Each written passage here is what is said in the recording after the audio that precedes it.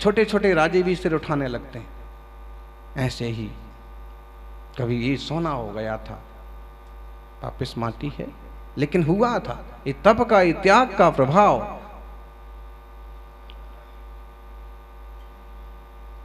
वैष्णवों में भर्तृहरि की कथा आज भी चलती है, और आज भी भर्तृहरि का वैराग्य शतक, नीति शतक, श्रृंगार शतक बड़ा अच्छा फेमस ग्रंथ है। वैराग्य ग्रंथ, बड़ी वैराग्य की बातें हैं। फिर उसमें उनने वो बातें करी हैं जो शायद शुभचंद्र आचार्य ने समझाई थी, वैराग्य की बातें। और शुभचंद्र आचार्य का ग्रंथ है ज्ञानार्णव। हम जीवन में त्याग तप को अपनाएं जिससे मंगल हो। आत्मार्थी सज्जनों, कभी कभी लोग पूछते हैं कि महाराज जब 10 लक्षण पर्व की पूजा करते हैं तो उसमें शुरू की लाइनें आती हैं, दान 4 प्रकार, 4 संघ को दीजिए, धन भिजरी और हार, नरभव लाहो लीजिए। अब त्याग तो हम कर रहे हैं, पूजा तो हम कर रहे हैं त्याग धर्म की, और शुरुआत में ही कह रहे हैं कि दान 4 प्रकार, 4 संघ को दीजिए, धन भिजरी और हार, नरभव लाहो लीजिए। उत्तम त्याग कहो जग सारा, औषधि शास्त्र अभय आहारा। तो ये मिक्सिंग क्यों हो गई है? दान देने की बात कर रहे हैं और फिर त्याग, उत्तम त्याग कहो जग सारा। तो 2 चीजें नहीं हो गई हैं, एक दान और एक त्याग। तो ऐसी मिक्सिंग क्यों की है? दोनों एक ही हैं कि दोनों कोई अंतर भी है? इस बात को समझ लेना, वास्तव में दोनों बहुत अलग हैं। दान और त्याग में बहुत अंतर है। दान उस चीज का किया जाता है जो किसी के लिए उपयोगी हो, किसी के हित के काम में आए, और हमारे लिए भी उसका कोई मूल्य हो, और हम दें परोपकार के लिए। लेकिन त्याग में ऐसा नहीं होता है। त्याग में हमें ऐसे लगता है कि हमें कुछ नहीं चाहिए, इसलिए हम छोड़ देते हैं, और कौन लेगा उसकी परवाह भी नहीं करते। दान में 2 पात्र होते हैं, लेने वाला भी होता है, देने वाला भी होता है। त्याग में सिर्फ त्याग करने वाला होता है, लेगा कौन इसकी परवाह नहीं। दान में तो ये भी देखा जाता है कि जिसको हम दे रहे हैं वो ठीक ठाक है कि नहीं, और यूज वगैरह बराबर करेगा कि नहीं। लेकिन त्याग में ये परवाह नहीं की जाती। दान में तो किसी का उपकार हो, किसी का भला हो, भाई दो। त्याग में किसी का क्या हो, उससे क्या लेना, लेकिन मुझे नहीं चाहिए सब, इसलिए छोड़ा। तो दान और त्याग में बहुत अंतर है। तो ऐसा यूं मिक्सिंग क्यों कर दी? मिक्सिंग इसलिए कर दी क्योंकि वो पूजा है, और पूजा कौन करता है? पूजा कौन करेगा? पूजा मुनिराज नहीं करेंगे। मुनिराज करेंगे तो उनकी भाव पूजा होगी, स्तोत्र वंदना होगी। पूजा करते हैं श्रावक ग्रस्त। तो दान 4 प्रकार, 4 संघ को दीजिए। 4 संघों को दीजिए। कौन से 4 संघ हैं? बोलो भाई, बोलो ज्ञानी। 4 संघों को दान देना। कौन से 4 संघ? चतुर्विध संघ, मुनि आरिका श्रावक श्राविका। मुनि आरिका क्षुल्लक क्षुल्लिका, श्रावक श्राविका। 4 प्रकार के पात्रों को दान देना चाहिए। मुनिराजों को तो आहार दान या शास्त्र दान या अभय दान, औषधि दान बहुत स्वल्प रूप में ही लगते हैं। लेकिन साधर्मी भाई है ना, वो श्रावक श्राविका, उनको भी दिया जा सकता है।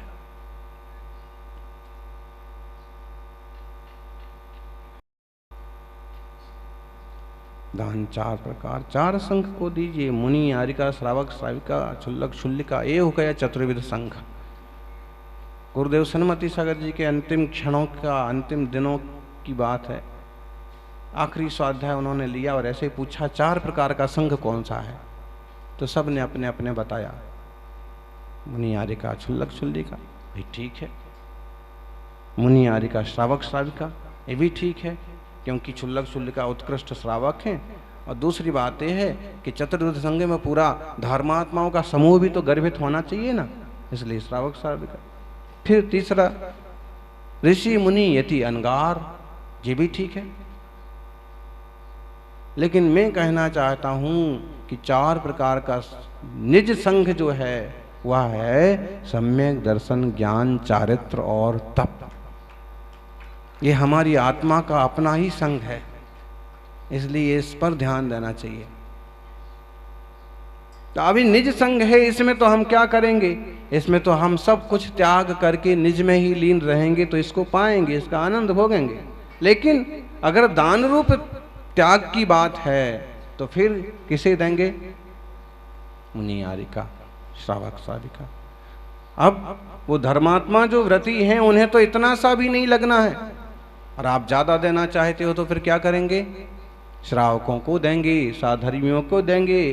कहते हैं भरत चक्रवर्ती जब दिग्विजय करके आए तो इतनी अनाप शनाप संपत्ति थी कि उनने कहा कि ओहो दिग्विजय में पाप भी काफी हुआ, लोगों के लिए तकलीफ भी काफी हुई, हिंसा भी काफी हुई और संपत्तियां भी बहुत आईं। अब कुछ ऐसा करना चाहिए कि पाप कुछ कम हो, ये संपत्तियां सही लोगों के हाथ में पहुंचे।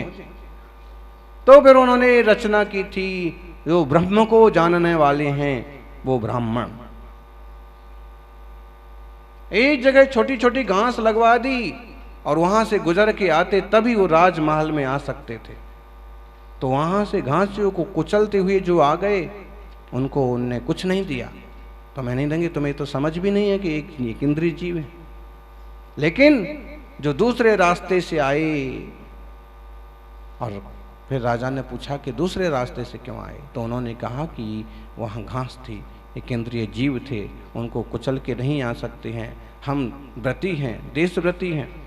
तो उन्होंने कहा कि ठीक है, आप आत्मा को जानते हो, ब्रह्म को जानते हो, इसलिए आप ब्राह्मण हो, और उन्हें दान किया था।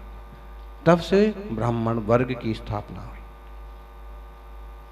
मूलतः वो आत्म तत्व के ज्ञाता, देशव्रती श्रावक। बाद में तरह तरह की पद्धतियां पैदा हो गईं, मान्यताएं पैदा हो गईं। सज्जनों, ऐसे ही हम देख लिया, जान लिया कि ये व्रती हैं, तो रोज मंदिर जाते हैं, रोज पूजा करते हैं। अब इन्हें क्या जरूरत है, अगर इन्हें कहीं कोई धन पैसे की जरूरत है तो एक श्रावक दूसरे श्रावक का सहयोग करेगा। अगर इनके परिवार के संचालन के लिए, परिवार को आगे बढ़ाने के लिए किसी तरह की जरूरत है, उस टाइप से करेगा। बच्चों के रिश्ते भी इसी ढंग से बनाएगा कि रिश्ते, ताकि दूसरे श्रावकों का, उनके परिवारों का उपकार हो, उनकी परिवारों की वृद्धि हो, ऐसे सोच करके। और शिक्षा के लिए विद्यालय बनाएगा, अस्पताल खुलवाएगा कि ताकि लोग स्वस्थ रहें। ये सब अब इसमें दान हो रहा है, लेकिन फिर भी इसको कह देते हैं त्याग। दान दान है, त्याग त्याग है। दान से पुण्य होता है, लेकिन सर्व संग के त्याग से आत्म ध्यान होता है, वीतरागता बढ़ती है। आत्मार्थी सज्जनों,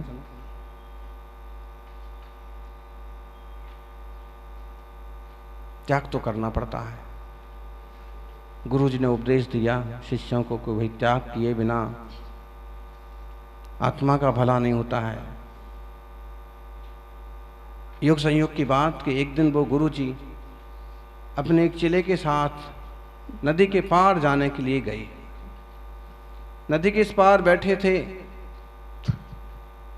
नाव आई, लोग बैठ गए, गुरु जी यहीं बैठे रहे। शिष्य ने कहा गुरु जी उस पार नहीं चलना, चलना तो है। नाविक ने कहा कि देखो आप गुरु शिष्य बड़े पंडित जी मालूम पड़ते हो, उस पार चलना है लेकिन भाड़ा देना पड़ेगा। गुरु जी थोड़ा सोच में पड़ गए।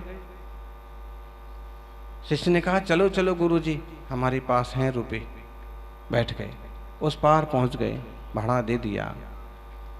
तब शिष्य ने कहा कि आप बहुत उपदेश देते हो कि त्याग करो त्याग करो त्याग करो, कुछ अपने पास नहीं रखना।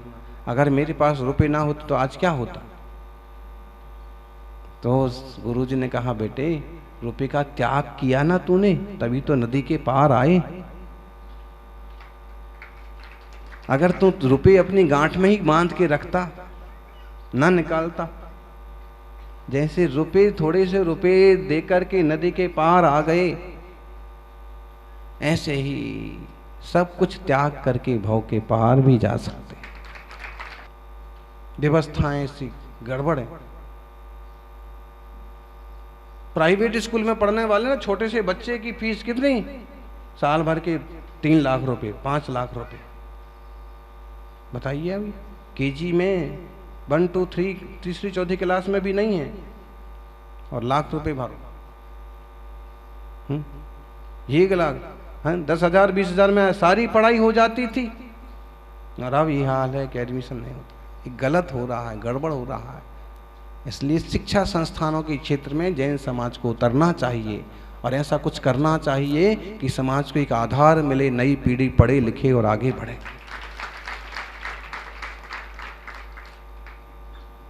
सज्जनों,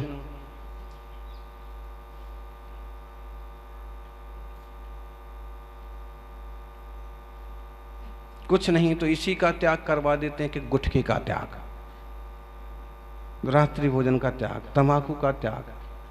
वास्तव में ये तो उपयोग होना ही नहीं चाहिए, लेकिन अगर कोई कर रहा है तो भाई इसे तो व्यर्थ समझ, इसे तो छोड़।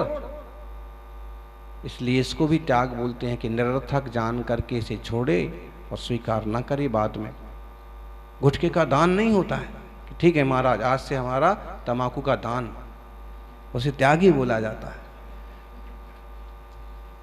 चाय का त्याग होता है, रात्रि भोजन नहीं करना चाहिए, कर रहा था तो आज से त्याग। व्यर्थ की चीज थी, फिजूल की बात थी, धर्म के बाहर थी, आज से उस चीज का त्याग। ऐसी छोटी छोटी चीजें ये त्याग है एक तरह से, क्योंकि आपने उसको पूरी तरह से समझा है और छोड़ा है।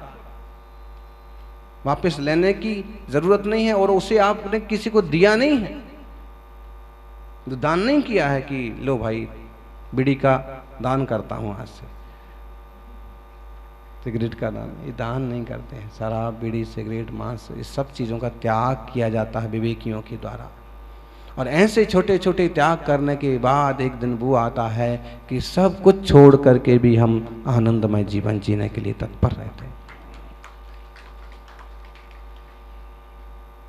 त्यागो ही परमो धर्मा, त्यागो ही परमम तपः, त्यागात् ही यथेष्ट लाभः, त्यागात् परलोके सुखम। त्याग से ही सब कुछ होता है। इसलिए अपन त्याग को जीवन में उतारें और सिर्फ बातें नहीं करें, करना भी सीखें। देखिए आप, तीर्थंकर महावीर यूनिवर्सिटी, ऐसे कोटा में भी एक ओपन यूनिवर्सिटी है, वर्धमान महावीर यूनिवर्सिटी। अगर आप चाहें, अगर कोई समझदार लोग चाहें और ठीक ढंग से कोशिश करें तो शिक्षा के क्षेत्र में जैन समाज बहुत कुछ काम कर सकता। सामाजिक स्तर पर इस तरह की विद्यालय और संस्थाएं खड़ी करें, कई सारे लोगों को लाभ मिलेगा। समाज के बच्चों को तो लाभ मिलेगा ही मिलेगा और सामान्य लोगों को भी लाभ मिलेगा। जरूरत है इस चीज की आजकल। बड़े बुजुर्गों ने भी अपने जमाने में अपने ढंग के स्कूल बनाए थे, अपने ढंग की शिक्षाएं चालू की थी। अब दौर बदल रहा है तो उसका वो स्टैंडर्ड चाहिए, वो वैसे टीचर चाहिए, वैसी व्यवस्था चाहिए। नए लोग नए ढंग से सोचें, करें। और आजकल तो प्राइवेट सेक्टर में भी लोगों ने अपने कॉलेज बना लिए प्राइवेट, और वो बड़ा धंधा बन गया। अगर सक्षम जैन श्रावक हैं तो उनको भी इस टाइप से प्राइवेट सेक्टर में भी अपना आजमाना चाहिए हाथ, लेकिन उसको टोटल धंधा नहीं बनाना चाहिए दूसरों की तरह। बस उसमें 1% 2% जैसा कुछ निकले और बाकी एडजस्टमेंट होता जाए, इस टाइप से सोच करके, बड़ी सोच रख के काम करना चाहिए। और इसलिए हमने आप अंदेश्वर वालों को भी कहा था, ये जो तीर्थ की प्राचीन जमीन है, आप लोगों की भावना भी है, उसको व्यवस्थित करके और ऐसे ही कुछ संस्थान बनाया जाए कि जहां आम लोगों को भरपूर शिक्षा का लाभ मिले, सही शिक्षा, सही वातावरण। सबसे महंगी चीज क्या है आजकल? शिक्षा और स्वास्थ्य। और ये चीजें एक जमाने में सबसे सस्ती होती थी। 5 रुपए की, 1 रुपए की फीस, स्कूल में भर्ती हो जाओ, आराम से पढ़ते रहो 5 साल तक।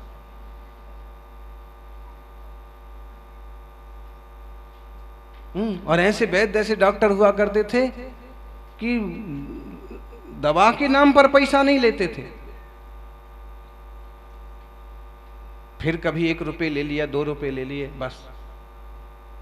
और अब तो सब चीज को बिजनेस बना लिया। भाई बिजनेस को ऐसे मत करो, अन्याय मत करो कि लोगों के साथ अन्याय हो। ये सारी चीजें अच्छी नहीं हैं। उपयोगी काम करें, उपयोगी बने और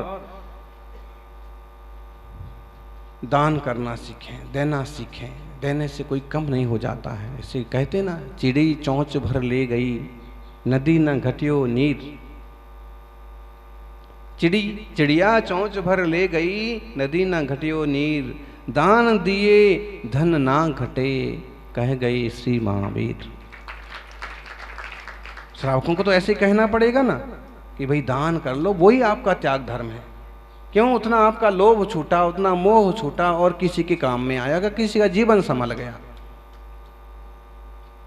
और एक बात, मांगने पर देने से 100 गुना पुण्य लगता है, लेकिन बिना मांगे समझ करके किसी की जरूरत के हिसाब से दान देने से 1000 गुना पुण्य लगता है।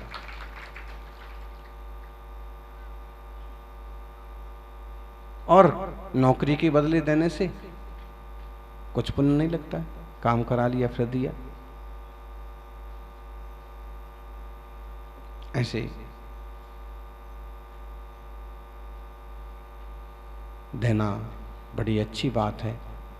बिरले लोगों के भाव होते हैं कि देते हैं, वरना जोड़ जोड़ के रखते हैं। और ये बात सही है कि कमाने में जिगर लगता है ना।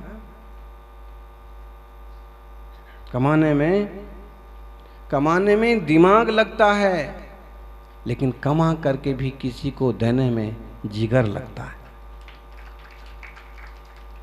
दे सकते हैं। तो ये त्याग और दान दोनों अलग अलग जैसे होने के बाद भी दोनों का एक बहुत निकट का संबंध है कि थोड़ा थोड़ा दे करके त्यागना सीख रहा है। और जो विवेकवान भेद विज्ञानी साधक हैं, जिनने स्व को स्व समझा, पर को पर समझा, स्वरूप को स्वरूप समझा, पर को पर रूप समझा और सब कुछ छोड़ करके आत्म ध्यान में लीन हो गए, वे उत्तम त्यागी। जय बोलिए उत्तम त्याग धर्म की।